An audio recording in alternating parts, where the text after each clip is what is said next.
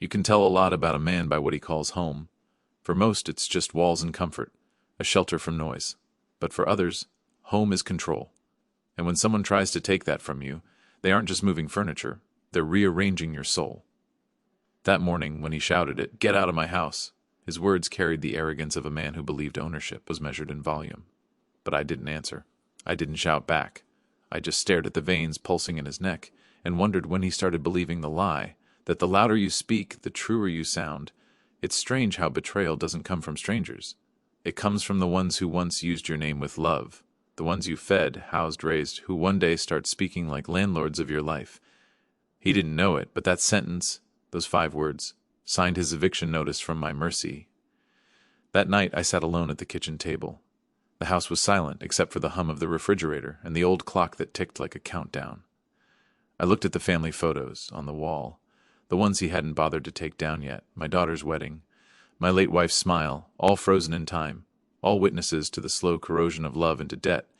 There's a moment in every man's life when he realizes respect cannot be begged, it must be engineered, and revenge, when built with patience, is not rage, it's architecture. That night I began drawing the blueprints. You see, he thought I was weak because I'd gone quiet. But quiet doesn't mean surrender. Quiet is where storms are drafted. He told me to pay the rent or get out. I would pay in full, but not with money, with the one thing he valued most, security. The plan didn't begin with fury. It began with meticulous breathing. Anger is a forge without a blueprint. It only makes scrap. I sat in the small library of my mind and catalogued every slight, every casual cruelty, every time their eyes slid past me as if I were furniture. I catalogued the receipts, the empty promises, the nights I woke up reaching for someone who wasn't there. I catalogued the ways they had graded my patience like it was a test to be passed or failed. There's a discipline to revenge that most men never learn. It borrows the patience of craftsmen and the precision of surgeons. It demands research, timing, and the humility to accept that spectacle is for amateurs. Real power moves like a shadow, unseen until it is unavoidable. I began by mapping the house like a city, its flow, its weak points, its places where a story would naturally hide. Which rooms had sentimental weight? Which rooms had evidence? Where would strangers feel at home, and where would my absence be mourned only by dust? I wrote lists of truths that could be proved on paper and in court, deeds, tax records, original blueprints signed by me in ink that had dried years ago. I wrote down moments of their callousness, the conversations where they treated my savings like community property, the receipts they never thought to ask for. I documented the timeline of promises given and promises broken, each item folded like a card in a house of cards, one careful breath, and the structure would rearrange. I also studied human behavior, how men behave when they think they are secure, how they tighten their grip over a chair as if it were a throne, how wives who once whispered apologies now adopt the voice of accountants. I didn't want theatrics, I wanted the quiet click of inevitability, so I learned escrow timetables, the rhythm of listings, the patterns of buyers who want warmth but also a quick close. I practiced my face in the mirror, composed, unhurried, a man who had decided and would not be drawn into petty scenes. There's an old law of leverage. You don't need to move the mountain if you can rearrange the foothills. Ownership is often more psychological than legal. Make the claim undeniable, make the paperwork pressy. Say, and soon the narrative will follow.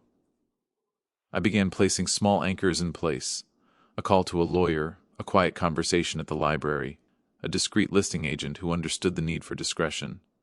Each move was quiet. Each move was final in its silence. When you're building a storm, you must tamp the thunder into reserve. Let them rant. EP without being accounted for. The initial offers came sooner than I expected, which is why the market is a god to those who respect it. It rewards clarity and punishes uncertainty. I sat with the realtor and reviewed an offer that made my pulse steady. A family with steady income, quick, close, no fuss. They loved the craftsmanship. They saw the house as I had always wanted them to, as more than a shelter.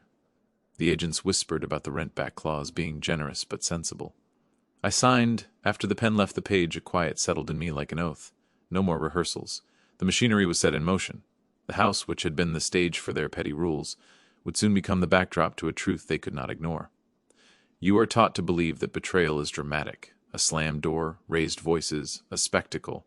Real betrayal is quieter, a signature on a napkin, a changed routine, a night when your name is mentioned without affection. They had done this to me in increments, small thefts that added up, until the account was empty. I would reclaim what they had taken incrementally as well, but with clarity instead of malice. After the offer, the next step was logistics. Escrow is a slow, deliberate machine that eats distraction. It requires documents, notarizations, proofs. Each document is a sentence in a contract narrative. The more pristine your paperwork, the less room for fables. I organized everything as if I were preparing an exhibit: deeds, blueprints, records of maintenance, photos of original fixtures. Everything a responsible owner might treasure, I turned into evidence. Evidence that the house belonged to no one but me until I decided otherwise. During those days, they continued to treat me as an inconvenience. They scheduled renovations I never authorized, assumed certain appliances belonged to communal use, and left notes like edicts.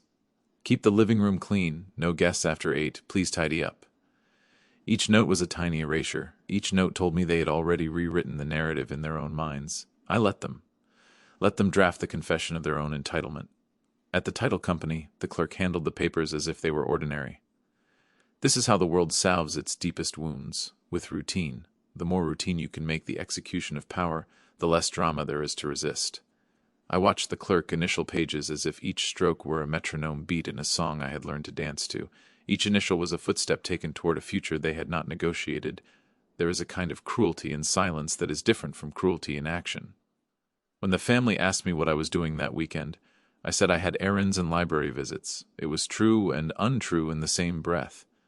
I had errands, signatures, appointments, confirmations, that would one day land like verdicts. They believed my schedule was mundane. It was not. I met people whose names I had never thought to learn, and left with the comfort of alliances. Yet even as I moved the external pieces, I tended to the inside work. Resentment is a wildfire if left to its own devices. It grows and spreads and eventually consumes the builder. I did not want that. I practiced forgiveness as a strategy, not a surrender. Forgiving in my head meant I did not carry the extra weight of rage when the final act came. The sale needed a clear head and a steady hand, not a shaking one. I also prepared for the inevitable pleas. When the truth comes to doors, men resort to bargaining. We'll pay, they would say, we'll sign a lease. I had answers for each plea, calmly rehearsed and legally precise. I would not be moved by theatrical remorse. The ledger had been keeping track long before their tears. One evening, as the sunset lit the old beams in honeyed gold, I walked through each room imagining a family I did not know living there. It was not grim. It was release.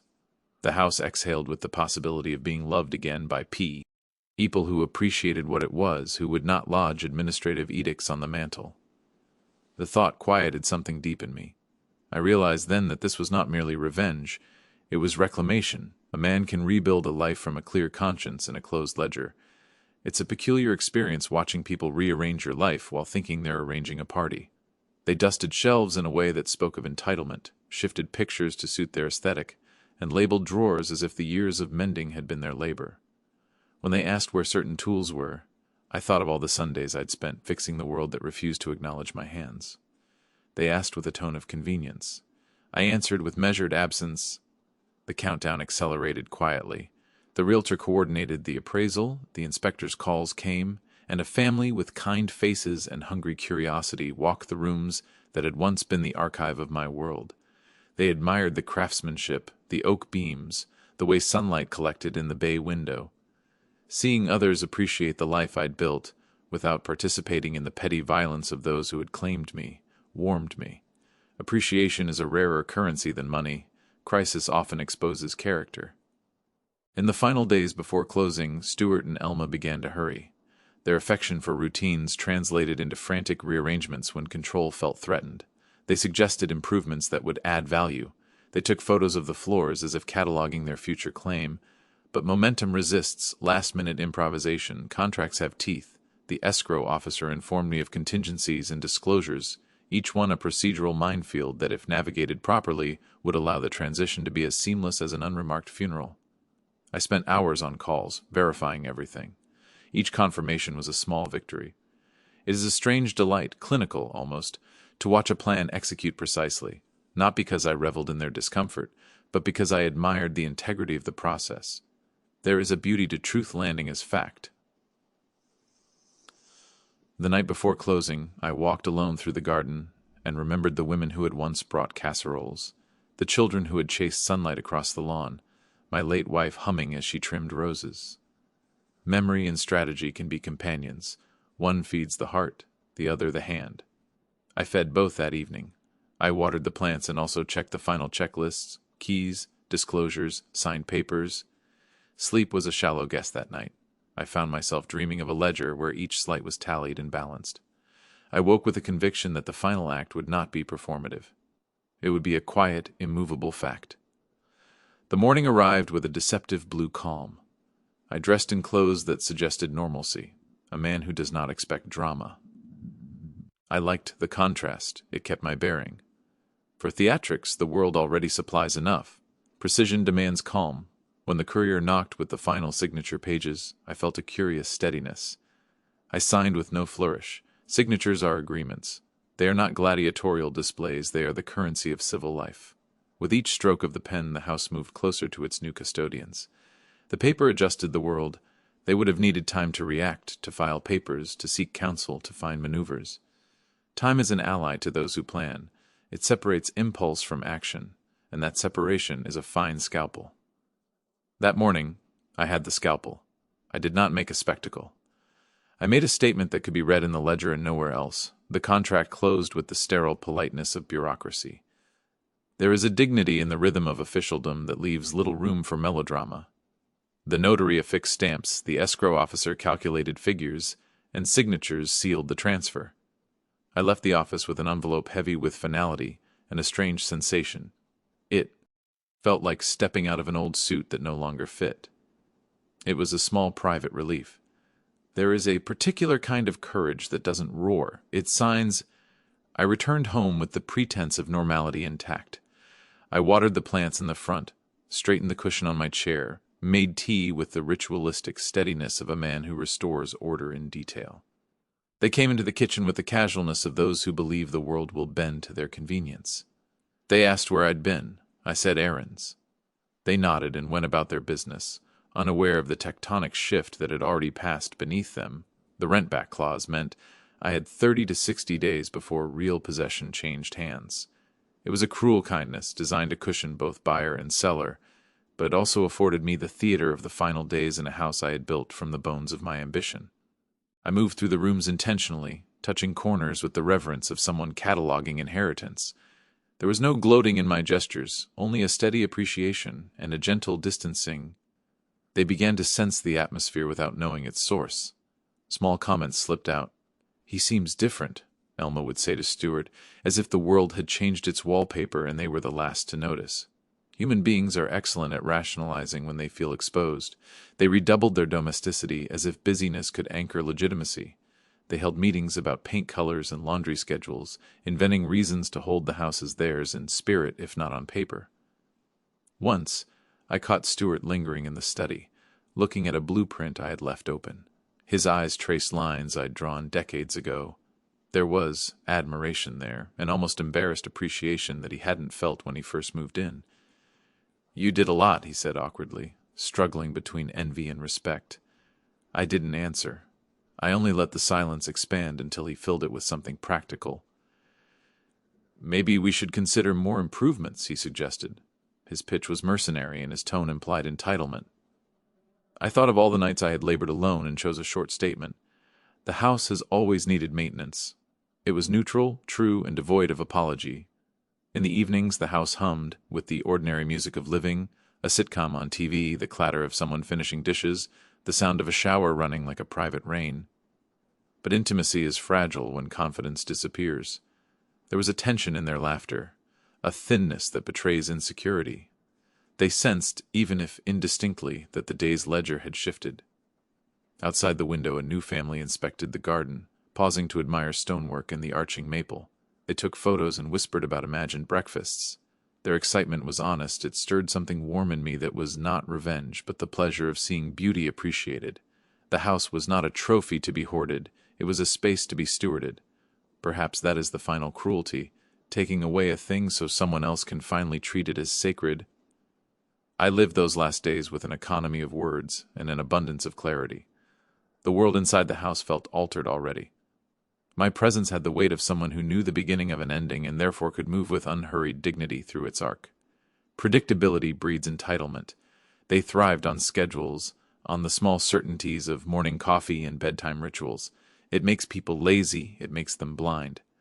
I observed their habits like a scientist monitors a subject. The time Stuart left for the gym, Elma's tendency to check emails before breakfast, the way they left the back door unlocked when they felt safe. The patterns allowed me to place my moves so they fit like original tiles in a floor. On the 42nd day of occupancy after the sale, I received a call from the escrow officer. It was time to sign the final possession, agreement. Legally, the buyers had the right to possession in 28 days, but negotiations had allowed a full 60. I sat quietly with the call on speaker, listening to the neutral cadences of career professionals as if I were hearing the metronome of inevitability. I confirmed dates. I asked about delivery arrangements. Each bureaucratic question was a hammer blow that sealed the transition. When I told Elma the dates, she blinked as if someone had rearranged the room she thought she owned. "But we were talking about making a plan," she stammered, conjuring new arguments as if time were a commodity convertible into claims. They tried new tactics, bargaining, appeals to history, offers of compensation. I received each proposal with composed refusal. I was not moved by theatrics. We had passed those hours weeks ago.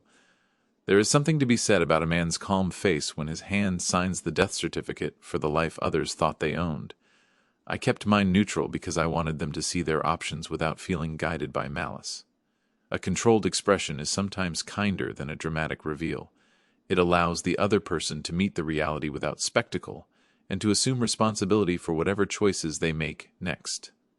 At night, they plotted logistics as if the house were a chessboard. Stuart suggested converting the garage into a rental unit to offset the inconvenience of the rent-back. Elma suggested hosting extra lessons in the basement. They were already monetizing a tenure that had no legal basis. Each idea further exposed their intent. Each suggestion was a confession disguised as pragmatism. I listened and catalogued. In private, I took inventory of the things that belonged to me but had been treated as disposable, a set of tools rusting in the garage, a piano left untuned, books misshelved as if their contents were decorative rather than instructive. I began retrieving select items, not to spite but to clear the house of artifacts that belonged to my life alone. A life has objects, and objects are the anchors of memory. Removing them was a final act of tender preservation. There was a peculiar calm when the final notice went up on the door, the formal document that the buyers would take possession on a precise date. It fluttered against the paint like an official proclamation. They read it, fingers tracing the dates as if they were trying to memorize rules. Their faces changed in a way that is almost recognizable, the first stage of grief for an entitlement lost. They began to plan again, but this time with a humbler tone. Lugging boxes becomes a teacher in patience. The last Sunday before the movers arrived, I cooked a simple meal and sat at the table watching them eat. It was neither a celebration nor a farewell speech. It was a man taking back his dignity through the manners of daily life. I realized then that dignity doesn't always return with a grand gesture. It returns in small, ordinary acts repeated with intention. When the day of final possession approached, the air in the house had the thickness of a film about to tear. I walked its rooms and felt the history like a palpable presence, the groove in the stair tread where my foot had worn it down, the corner of the banister rubbed smooth by decades of hands. These were not mere objects, they were memory's architecture. Letting them go felt like pruning a tree, painful, necessary. Buyers arrived early. The family who would become the house's new caretakers stood in the doorway with shy reverence. They asked about the quirks, the creak in the third stair, the best sun for afternoon naps, which window the morning light favors in winter. Their curiosity was not invasive. It carried the promise of stewardship. Michael, the father, asked quietly, "Did you design this?" I nodded. He admired details with an engineer's eye and a craftsman's respect. The softness in his voice when he said, "We'll look after her," landed differently, Han any attempt at entitlement ever had. It was honest, and honesty is a soft, healing force. While they toured, I packed the rest of my papers, documents I kept for practical reasons. Diplomas, technical notes, personal letters were wrapped carefully and labeled. I did not take everything. A man who plans revenge with dignity also plans for what is worth keeping. Some rooms I left untouched as a deliberate gesture of closure. The house would have its echoes long after the key changed hands. Their presence was a salve and a sting. I felt the sting of absence and the salve of new possibility.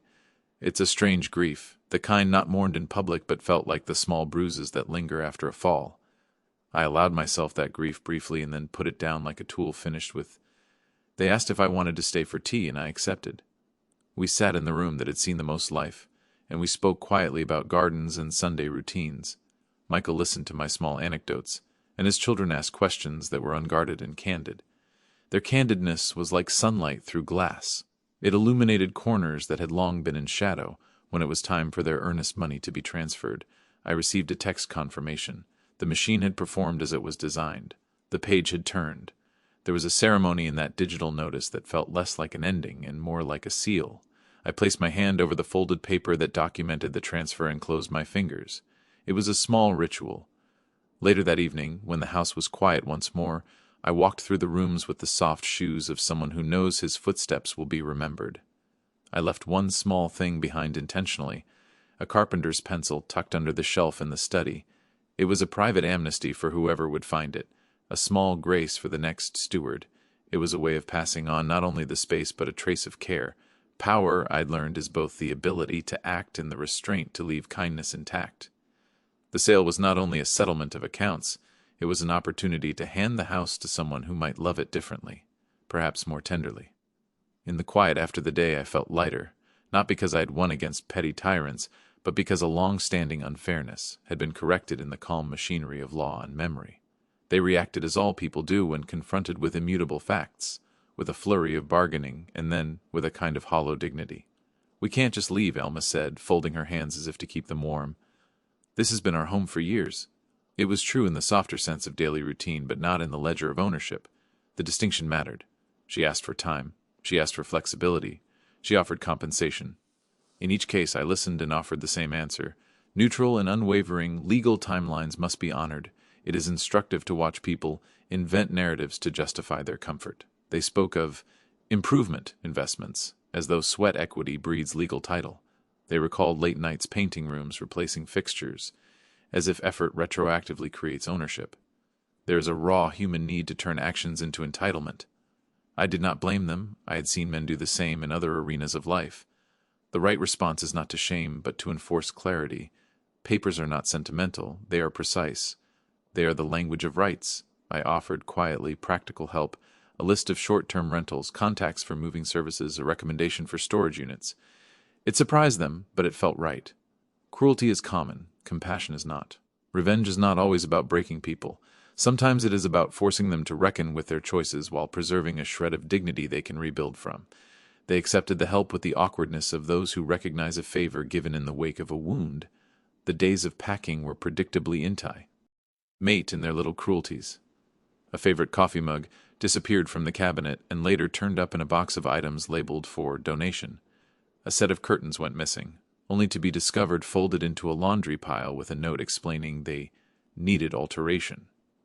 Each little theft was a mirror to the past, a reminder of how slowly entitlement grows, like mold in the mortar. When the moving truck arrived, it filled slowly, methodically, boxes labeled in a tidy, practiced hand. The movers were polite, professional, not curious. They treated the house as an object to be handled and transported, not as battlefield to be gossiped over. That professionalism grounded the scene. Scenes should not be dramatic, they should be precise. The truck left, and the house stood more open, more echoing, but also more honest. The buyers took possession on schedule. They stepped across the threshold with the hesitant joy of people who can finally anchor routines without foes. They called to ask about the thermostat and the boiler, about the best way to keep the maple trimmed. Their first concerns were mundane and real. They were the kind of people who keep promises to a house. That made the closure sweeter. In their absence, I sat in the living room and read an old notebook, pages where I had sketched ideas, plans, and small admonitions to myself. The notebook had been private ground, fertile with small dreams and technical drawings. I reread a passage that had always seemed to me a kind of moral. Design is a practice in humility. It demands respect for those who will inhabit what you build. I realized then that the revenge I'd engineered had always contained an element of restoration. I was not destroying a home, I was preserving its integrity by ensuring it would live under hands that respected its architecture. Finally, as twilight came, the house exhaled audibly, like a creature that had been under stress and was now released. The rooms returned to their own light, unstaged by occupancy. I felt, in that hour, a complicated peace. Not vengeance at its loudest, but justice, precise and quiet, had been enacted. The ledger balanced. After possession, life in the house felt different, not empty, but relieved. Where once petty rules and nagging directives had settled like mildew, there was now an absence that felt like space. I used it to breathe and to begin reconstructing my own life. The house had been a place of both creation and erosion. Reclaiming my autonomy demanded the same patient method I had used in the sale. I had to relearn how to be free from the constant accounting of others' expectations. I began small. I walked to the park more often, letting the city remind me that public spaces do not require permission to exist in. I found comfort in repetition again. Morning coffee at a bench, afternoons in the library, evenings at community talks. Routine is the quiet scaffolding of a life regained. I reconnected with friends I had set aside in the years when family obligations had turned into burdensome logistics. Connections are the currency of resilience. There are people who, when they feel wronged, choose spectacle, threats, exposure, public shaming. I had chosen law and patience. There is a moral dimension to that choice. Justice without cruelty can feel like an austerity, but it leaves room for future dignity. I did not seek to break them spiritually. I sought to correct the imbalance they had created. If they walked away humbled but intact, that was a better outcome than one that broke everyone involved. Still, some wounds are deep. There were nights when I found myself replaying conversations and imagining different endings. Forgiveness does not erase memory, it only halts the corrosive work of bitterness. I practiced mercy as a muscle, strengthening it with deliberate acts, sending a book I thought Elma would enjoy, leaving a note with a neighbor about a lost tool I'd found. Small gestures are not capitulatio. They are proof that one can hold both boundaries and generosity. Life also demanded decisions about what to do next. Money from the sale had eased practical worries. The financial freedom gave me options: a small apartment, a studio near the park, a chance to travel, perhaps finally take that course on conservation architecture that had always been a whisper in the back of my head. Choices are powerful in a way revenge is not. They build futures rather than settle past accounts. Compassion surprised me. Gloria, the volunteer from the library, and I began meeting for coffee with more frequency. Her steady presence was an antidote to the dramatic storms of the months prior. She listened without judgment and shared stories of a life that had been mended in small acts. Her company was not a cure, it was a companion on the path of repair. Then, one afternoon, Stuart called. His voice was careful, less combative than before. He offered apologies that were oddly practical, about unpaid utilities, about the abruptness of moves. He mentioned Elma's unease. I listened. Apology given in a legal aftermath is a fragile thing. It can be heartfelt, performative, or survival-oriented. I accepted it with the same neutrality I'd practiced through the sale. I offered, calmly, a wish that they find stability, and that the decisions ahead serve them honestly. There is a dignity in refusal that is not cruelty, to refuse to be drawn into cyclical drama while keeping open doors for genuine repair. I had once thought revenge would be a cleansing fire.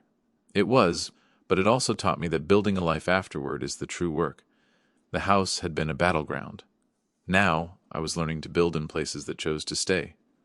Time softens even sharp lessons. Months passed and the small wounds became outlines rather than open sores. The new family tended the house with a careful curiosity that felt like prayer. They kept small things I left behind untouched and asked neighbors about the best window for orchids.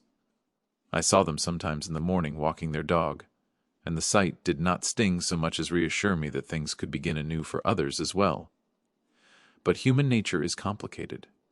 There were mornings when I sensed glances from the street, neighbors piecing together rumors, filling silence with gossip. People are always eager to interpret the emotional shorthand of a breakup or a sale. They prefer narratives to nuance, headlines to complexity. I let them. The store of energy required to police other people's stories is limited, and I needed mine for better tasks. Rebuilding life is a practice in patience and rediscovery. I took on projects that required focus rather than drama, a community workshop on restoring older homes, volunteer talks at the library about practical design, mentoring young apprentices who wanted to learn the craft. Teaching grounded me. It reminded me that one's work can be a bridge between past and future. It allowed me to pass on the knowledge I had accumulated, and to see it used by others with eager hands. One evening, as I returned from a lecture, I found a note on my door. It was from the new homeowners. A simple thank you for leaving the pencil on the shelf, a mention of a book they'd found that I once read to my daughter, a request for advice on the garden. Their gratitude was unexpectedly tender. It stung in such a way that it felt like a cleansing. Tenderness has a way of making past injuries polite in their smallness. I also found more room to reflect on the cost of the fight. I considered whether my approach had been merciful or merely efficient. I had not sought to humiliate, but I had engineered consequences. It was fair to ponder whether fairness requires a cost, and whether that cost is always balanced by the growth that follows. There is no simple answer, only a lifetime of decisions that must be weighed again and again. One afternoon, Elma showed up at the library. She asked if we could talk. Her voice lacked the performative firmness it once had. The conversation was private and quiet. She apologized for the way things had unfolded, and for the small cruelties she'd normalized. She confessed fear more than guilt, fear of instability, fear of losing a vision of family she had constructed. I listened. Her words were not a demand for forgiveness so much as an offering of accountability. We did not reconcile entirely. Some distances are not closed with single conversations. But there was a shift, a recognition that our shared past had become something each of us needed to hold differently. I told her I bore no desire for revenge now, but that I expected respect and honesty. She promised to try. Promises are fragile, yes, but so too are they a start. Some nights, when the city settles into its quieter rhythms, I think back on all the choices made and how each bend in the road brought me to this place of measured freedom. The world keeps moving, indifferent and relentless. It was a mercy to find, in that motion, a space to breathe without pretending the past did not shape me. Power, once exercised, becomes a test of character. Having used leverage, one must then decide how to wield the future. I had reclaimed what was mine, and in doing so had opened a space for reflection rather than domination. There is an ethical frontier after victory that few consider, how to hold the line without becoming what you once opposed. I took this seriously. I began to channel the proceeds of the sale into directed intentions. Part of it went to a small apartment near the library, modest and manageable. Another portion funded a scholarship for apprentices in construction trades, a fund named for my late wife's insistence on curiosity and care. Building things for others felt like a way to transform a personal victory into communal good. It also kept my hands busy and my mind steady. There were temptations to indulge in bravado, to flaunt the outcome, to post vindication comments, to dress the world in spectacle. I resisted. Vindication is a shallow currency. I had learned the efficacy of quiet execution. The same discretion applied to the aftermath. Publicity can be intoxicating and corrosive in equal measure. The challenge was to let the facts stand alone and not let ego write the final chapter. People continued to ask questions. Neighbors, acquaintances, even distant relatives who had taken sides. Each question offered opportunities to teach rather than triumph. I found that sharing small, practical lessons about property rights, communication, and dignity was more satisfying than narrating the drama. Education dismantles myths. It gives others tools to avoid similar traps. In the quiet of my new apartment, I kept a ritual. Each Monday morning I would write a note to myself. 3 small goals, 1 kindness to perform, and 1 thing to repair. It was mundane but transformative. Rituals keep a man anchored to values beyond his grievances. They are proof that life goes on with intention. Sometimes in the evenings I would walk past the old house and see lights on in rooms that had once been mine. People moved within them with small domestic rituals that mirrored my own past behaviors. There was no pang of loss, only a sense that life's continuity persisted. The house had found new caretakers, and its story continued, altered but alive. Gloria and I continued to see each other. Our companionship was not steeped in rushed romance, but in quiet camaraderie. We learned to listen to each other's silences and to recognize the small ways in which resilience reveals itself, through steady hands, through curiosity, through the willingness to keep learning. She reminded me of the value of human connection untied from ownership. As winter approached, I felt a curious calm. The fight had been long and precise, and its conclusion had opened room for practices that mattered more than victory: craftsmanship, mentorship, and intentional living. E-Ledger was balanced, and I now had the work of building a life not defined by battle, but by the quieter, nobler project of repair. There is a temptation, a seductive one, to romanticize the drama of retribution. Movies do it for ratings, novels do it for catharsis, but the real test of a man is what he builds after the storm, not how he staged the thunder. I dedicated time to projects that required patience rather than drama, restoring a small community center roof, teaching young men how to measure and level and respect the grain. The act of making things right is a spiritual discipline. Occasionally, people seek counsel. Young men who've been wronged in marriage or business come to me wanting scripts for confrontations, quick fixes for complex pain. My advice was always the same: do not confuse vindication with justice. The former burns, the latter aligns consequences with truth. I told them to prioritize clarity, documentation, and a willingness to accept the costs of action. Revenge is cheap when it's a boomerang. Wisdom is expensive and keeps its recipients safe. One afternoon, as autumn stripped the trees to bone, Stuart came by. His voice was cautious, stripped of the certainty he once wore like armor. He wanted to speak about his behavior. He wanted to know how to return trust to his daughter, how to repair the seams he had frayed. His questions were practical, not theatrical pleas. It was progress. I answered with directness, offering steps rather than sermons. Change takes appointments and small acts repeated until they form habit. If he intended to rebuild, the work would be procedural and slow. The more time passed, the more I converged on a conviction: to act ethically in the aftermath of power is its own victory. Holding on to vengeance erodes the victor. Mercy, applied strategically, heals both the giver and the receiver, leaving the community less fractured. This is not sentimentalism, it is pragmatism with a moral core. A healed neighborhood is stronger than one bound by spectacle. As my public talks gained traction, I met men who had stories that mirrored pieces of my own, small betrayals stacked into large removals. What surprised me was how many had never considered that process, the legal, the social, the emotional, of disentangling from toxic dependency. Many wanted a script for domination. Fewer wanted to learn restraint. I taught restraint. I taught evidence. I taught the simplicity of a steady hand. At home, I kept small rituals of gratitude, notes to myself about 3 things that went well, calls to friends, small acts of charity. It's easy to forget gratitude when a wound is fresh. Deliberate remembrance of good keeps a man from sliding into bitterness. It also trains the eye to see opportunities to do right in the world. One night, long after the sale, I found myself laughing with Gloria over a small absurdity involving a misdelivered package. The laughter was gentle and unforced, the best kind. It occurred to me then that joy is rarely loud. It is a steady warmth. The house had taught me many things, not least that lives can be reclaimed, and that dignity can be born from the ashes of wrongs if one chooses to do the careful work. Section 14. The story of that house lives now in small anecdotes among neighbors: how the older man sold his property and moved on, how the younger family planted an apple tree, how the community center restored its roof. Stories change with retelling. They blossom into myth or shrink into rumor. I let them morph. The truth sits in dry ledger paper and in quiet memory. There are lessons that a man carries like tools in his bag. The first, keep records. The second, clarity can end conflicts better than fury. The third, mercy converts opponents into possible allies, or at least neutralizes enemies. These are not platitudes. They are practical rules that govern choices and outcomes. I taught them. I wrote them down on index cards and handed them to apprentices. Legal counsel, evidence, patience, measured communication. They were as pragmatic as blueprints. Sometimes, when I walked past the old house at dusk, I noticed small lights in the upstairs window. I imagined a child setting out construction toys or a couple sipping tea.